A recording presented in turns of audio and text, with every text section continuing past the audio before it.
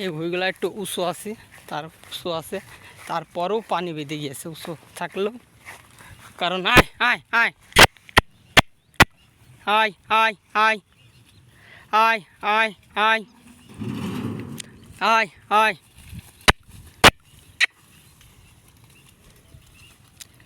আয় আয় ধরো।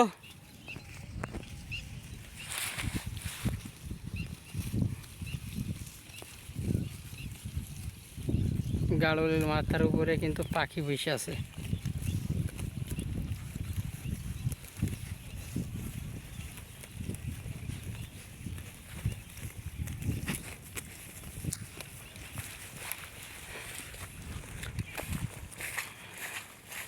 যে ভুঁইটাই একটু পানি কম আছে, আয় আয় আয় হো হো, এই জন্য এদিকে চলে আসলাম। একটু দূর হলেও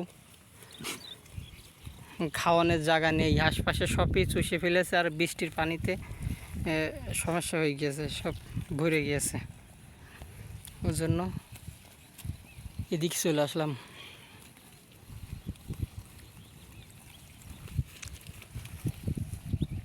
আবার অন্য দিন অন্য একটা ভিডিওতে আপনার সামনে হাজির হব।